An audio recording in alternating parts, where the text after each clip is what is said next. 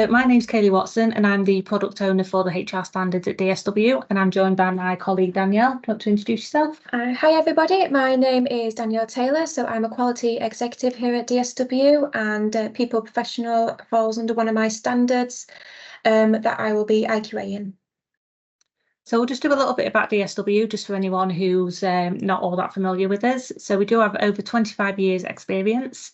We're currently the endpoint assessment organisation for more than 37 standards, obviously including the HR ones. We're currently working with over 200 training providers and over 2,300 employers. And we've recently got an NPS score of 81. So on the session today, we're going to be looking at the people professional, giving an overview of that standard.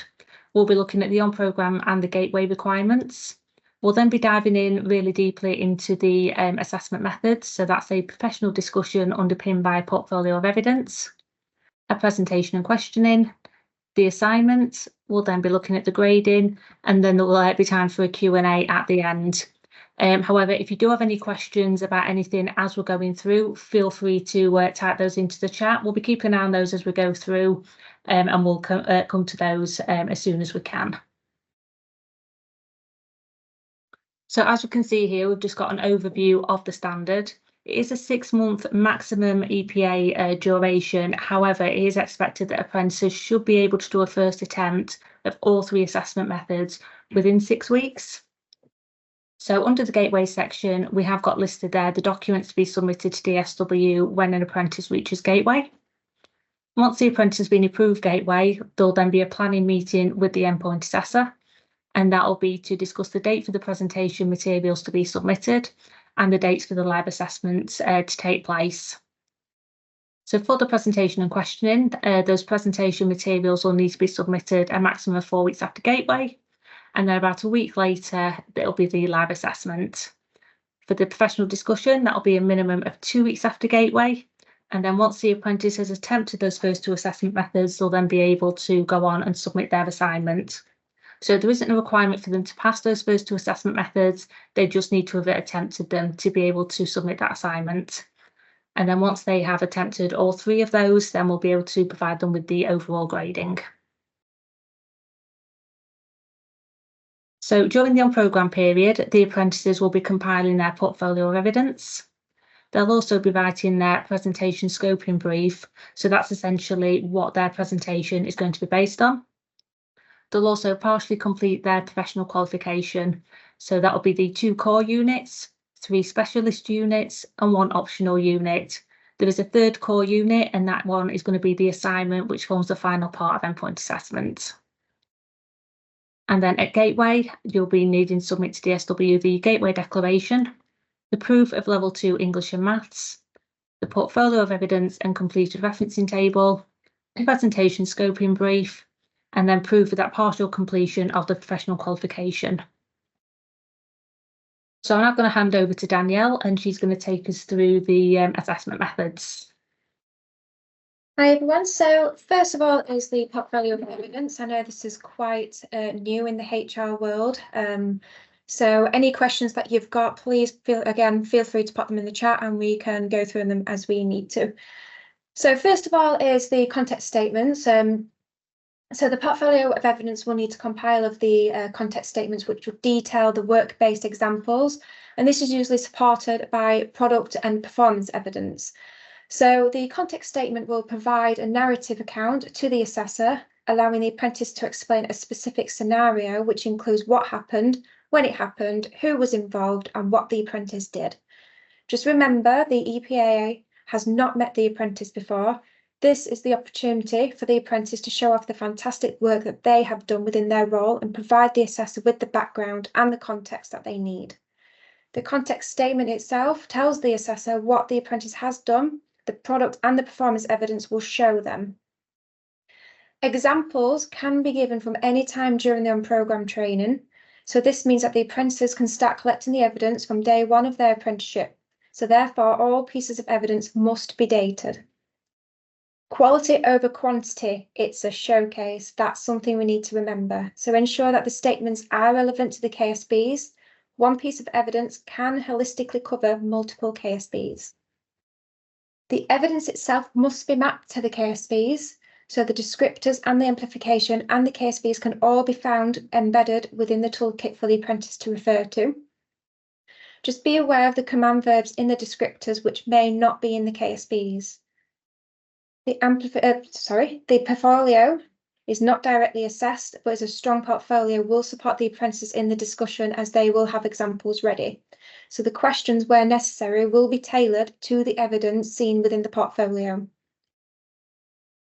The supporting documents, amplification, DSW, portfolio requirements were all again embedded within the toolkit, alongside other supporting documents, for templates for witness testimonies, the observations and the context statements themselves. Please be aware though, we do have an upcoming workshop with our Director of Apprenticeships, Jake Tween, and Head of Apprenticeships, Alison Lyon, on the 18th of June, 10 to 11 AM. The workshop is aimed at apprentices, but training providers and employers are more than welcome to join too. Anyone who's attended a webinar or a workshop with Jake and Alison will know that they have a wealth of knowledge and experience, so it's going to be a great session. They will be providing guidance on what to include in a portfolio, how to interpret the assessment criteria, and how to map effectively. We've sent out an email invite for this workshop, but you can also sign up through our LinkedIn page or just drop us an email. Okay, so the next assessment would be the professional discussion, which is supported by the portfolio of evidence. So this is something that you'll already be familiar with it now being focused again around the portfolio itself. So it's a structured discussion between the assessor and the apprentice, will last a maximum of 75 minutes plus 10% if required. The assessor will prepare 7 discussion points and, where possible, will be contextualised to the evidence which they've seen in the portfolio. Excuse me. The assessor may also ask follow-up questions if needed. It can take place a minimum of 2 weeks after the gateway, so the assessor can review the portfolio and prepare the discussion points. The apprentice can take the portfolio, the referencing table and any other pre-prepared notes into the discussion if they wish.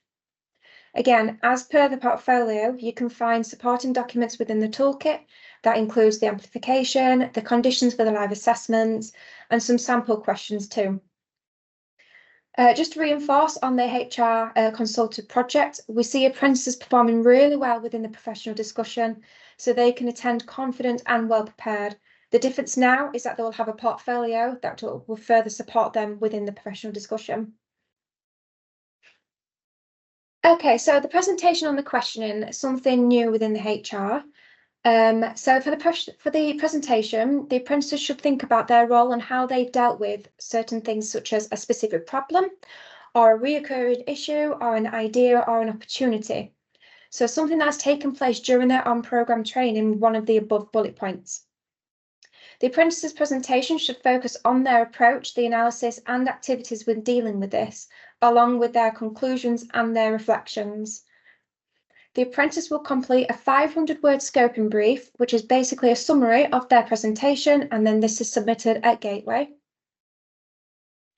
The assessor will sign this brief off to ensure it has the scope to demonstrate all the descriptors that are assigned to the assessment method. We'll also receive feedback, just like they do for their consultative project plan for the HRCP standard. Apprentices will then have 4 weeks following Gateway to create their presentation, which will then be uploaded to EPA Pro, and then once uploaded, the presentation cannot be amended from that point. The live assessment itself will take place a minimum of 1 week after the presentation materials have been submitted, but the total duration of the assessment will last a maximum of 50 minutes plus 10% if required. So this works out as a maximum of 22 minutes for the presentation to allow for sufficient time for the questioning that follows, which will be for a minimum of 30 minutes. There will be a minimum of 6 questions that the assessor will ask the apprentice, but they may also ask follow-up questions for further clarity if required and where required. Resources on this can be found within the toolkit, including the amplification and any sampling questions. So we'll take a look at the assignment now. So the assignment forms the final part of the professional qualification, and the apprentice can start work on that assignment as soon as they've been approved for Gateway. So it's typically submitted for marking 6 weeks after the apprentice has been approved Gateway, and it cannot be submitted until the apprentice has attempted both the professional discussion underpinned by portfolio and the presentation and questioning. So the important part there is that the apprentice must have attempted it. So if for any reason the apprentice doesn't pass either one of those assessment methods, they can still go ahead and submit that assignment as long as those assessment methods have been attempted. So the marking will be carried out by an approved centre. We're aware at the moment that that is usually done by a training provider or by a third party, so that will stay the same, and it will then be sent for moderation. So once that has gone through the grading and the moderation, then the approved centre will then inform DSW of the grade achieved. We'll then be able to calculate the apprentice's overall grade and provide that overall grading to yourselves, the apprentice, with that overall feedback as well. Okay, so the grading, basically in a nutshell, professional discussion underpinned by the portfolio. To achieve a pass, they must achieve all the pass descriptors, they must meet them all. And for the distinction, they must meet all the pass and the distinction descriptors. For the presentation, it's the same. They must meet all the pass descriptors to achieve a pass and all pass and distinction descriptors to achieve a distinction. And for the assignment, they must be marked as a pass or fail in line with the awarding body's requirements. So just to summarise, for the apprentice to achieve an overall grade of a pass, they must achieve a pass in all 3 assessment methods. To achieve an overall grade for merit, they must achieve a pass in 2 of the assessment methods with a distinction in the other. And finally, to achieve an overall grade of distinction, the apprentice must achieve a distinction in the professional discussion and in the presentation and questioning and achieve a pass in the assignment. So that's everything from us for today. So if you do have any questions, please put them in the chat. We do still have plenty of time today. So any questions at all, please put them in. We'll be more than happy to answer them. We have just had a question come through about the portfolio of evidence. And this person is asking if the context statements and supporting product evidence have to demonstrate all the KSBs or just some, and how do we know which ones are to be evidenced? So if you take a look at our amplification document, that document shows each of the KSBs and the descriptors, and it shows which ones are assigned to which assessment method. So for the portfolio of evidence, you'll be looking at the ones that are mapped to the professional discussion underpinned by the portfolio, and that's going to show you exactly which KSBs and which descriptors are assigned to that method. We've also got our referencing tables as well. We do have 2 versions of that referencing table, and you are free to choose whichever one you want to submit. So we have one which only lists the KSBs which are assigned to that assessment method. We then have another one which also includes the descriptors as well. As Danielle said before, sometimes between the KSBs and the descriptors sometimes have additional command verbs in there which may not be included in the KSBs. So this is why we say to take a good look at those descriptors as well, because if, for example, the apprentice needs to do something such as analyse, and that isn't included in those KSBs, then the apprentice might be a little bit thrown off when it comes to the professional discussion and the fact that they need to do that. So it's well worth just making sure that they are kind of very familiar with those descriptors as well. Yeah, so take a look at the amplification, and in there as well, it does give a full explanation of exactly what is required to meet each of those pass and distinction descriptors. So just had another question come through regarding the context statement and if that goes in the portfolio referencing table. So it does. So you can name the context statement. We often see them called things like CS1, CS2 for context statement 1, context statement 2. And then the person is also asking how detailed that should be. So that really depends on how in-depth that context statement is. If you do have quite a long context statement, then it is always helpful to the endpoint assessor for that to be as specific as possible. So you could reference to CS1, or you could reference that to CS1 page 2, and you can even do that down to the paragraph as well. So the more in depth, the better, but we do understand that sometimes it can take quite a bit of explanation sometimes to fully evidence these descriptors. There might be a lot that's covered by it. So yeah, I'd just try and be as sort of specific as possible when you are referencing those.